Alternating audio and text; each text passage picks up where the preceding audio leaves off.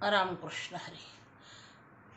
आपण वेदांची निर्मिती कशी झाली, भगवंताच्या योग निद्रेतील घोरण्यातून वेदांची निर्मिती झाली. आणि आता आपण श्रीमद भगवद्गीतेची निर्मिती कशी झाली तेही पाहणार आहोत. रामकृष्ण हरी.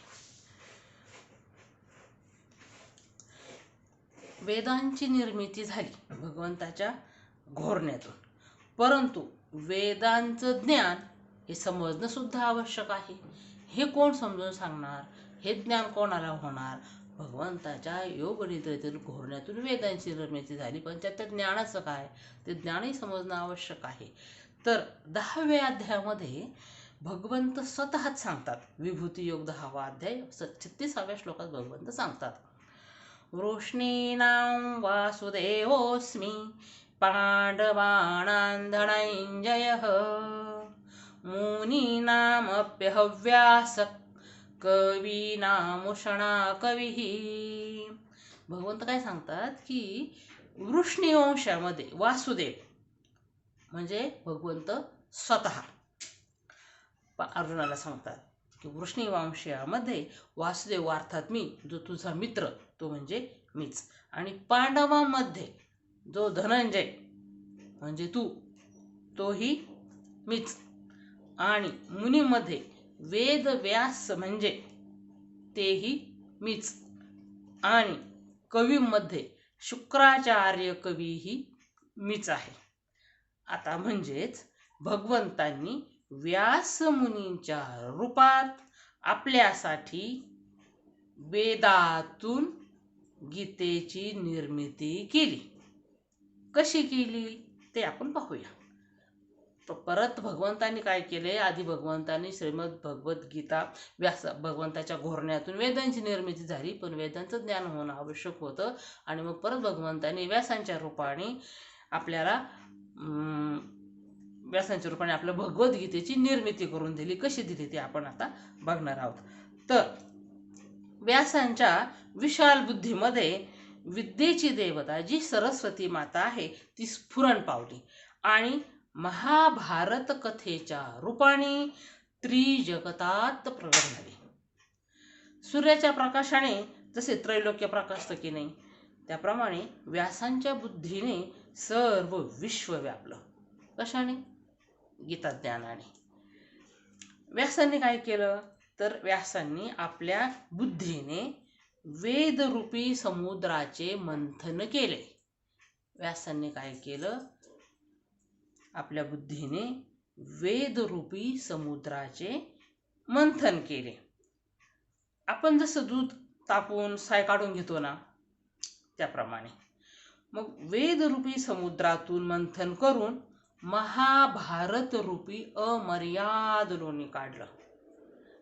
वेदरूपी समुद्रातून मंथन करून व्यासांनी महाभारत रूपी लोणी काढलं. आपण जसं साई घुसळून लोणी काढतो त्याप्रमाणे.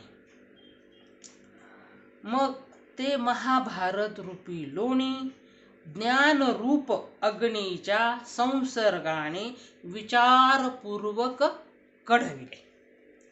जसे आपण अग्नीवर लोणी कढवतो, त्याचा परिपाक होऊन त्याला जो साजूकपणा आला त्याचे नाव गीतारूप, गीता तत्व.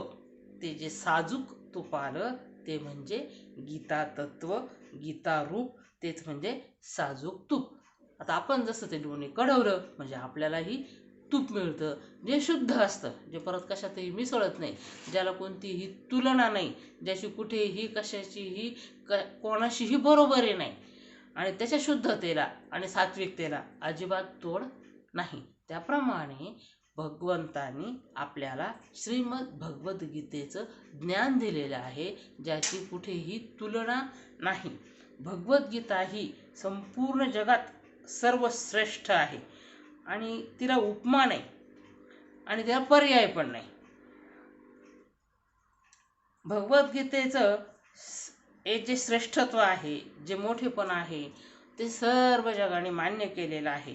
त्याप्रमाणे तुपाचं श्रेष्ठत्व आणि मोठेपणा, सात्विकपणा सिद्ध झालेला असो, ते परत कशातही मिसळत नाही आणि त्याचा कोणत्याही गोष्टीसाठी उपयोग होतो. सगळ्यात महत्त्वाची गोष्ट आहे की ते कधीच खराब होत नाही. त्याचप्रमाणे हे गीता तत्व आपल्याला व्यासांनी काढून दिलेलं आहे.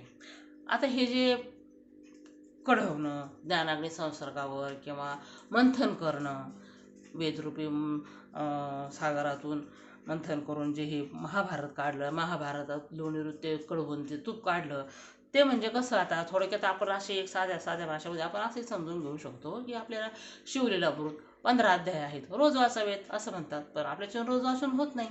मग त्याच्यामध्ये पर्याय दिलेला आहे आपल्याला, काय, नित्यपाठाच्या 42 व्या वाचावं. नाही तुमच्याच्याने पूर्ण शिवलीलामृत वाचून होत, नित्यपाठाच्या 42 व्या वाचा. म्हणजे हे काय काढलेलं आहे, सार काढलेलं आहे.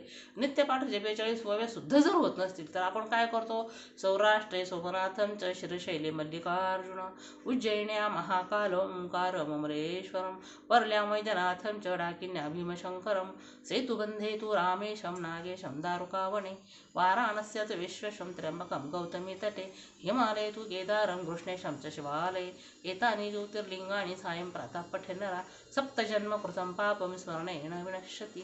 ओम नमः शिवाय. तर वेदांचा अभ्यास झाला असता का, नसता का? ते ज्ञान समाधान मिळालं असतं का, नसतं मिळालं. मग व्यासांनी काय केलं, वेदरूपी समुद्राचं मंथन करून महाभारत लोणी काढलं, त्याच्यातून महाभारताची निर्मिती केली आणि महाभारत सुद्धा अग्निसंस्कारावर कढून त्याच्यातून श्रीमद भगवद्गीताचे जे कढून ते लोणी कढून जे पारायण आले ते म्हणजे श्रीमद भगवद्गीता होय. भगवद्गीतेची निर्मिती अशा प्रकारे झालेली आपल्याला ज्ञानेश्वरीत पाहायला मिळते. आता ही जी श्रीमद भगवद्गीता आहे ही भगवंतानी स्वमुखाने सांगितलेली आहे अर्जुनाला, म्हणून तिचं श्रेष्ठत्व अफाट आहे. आणि ते जे ज्ञान दिलेलं आहे भगवंतानी ते आपल्याला मिळायला हवं, आपल्याला समजायला हवं. सगळं ज्ञान माणसाला मिळत नाही, पण थोडं तरी मिळवण्याचा प्रयत्न मानवजन्मात आलेलो आहोत, तर थोडं तरी ज्ञान मिळवण्याचा प्रयत्न आपण नक्कीच केला पाहिजे. तर थोडं आपण रोज अमृत प्राशन करावं. आणि हे गीता गंगोदक आहे हे आपण पिण्याचा प्रयत्न करूया. गीता गंगोदकं पीत्वा पुनर्जन्म न विद्यते सर्वोपनिषदो गाव दुग्धा गोपाल नंदना पार्थो वत्सा सुधीर्भोक्ता दुग्धम गीतम मृतमः. रामकृष्ण हरी.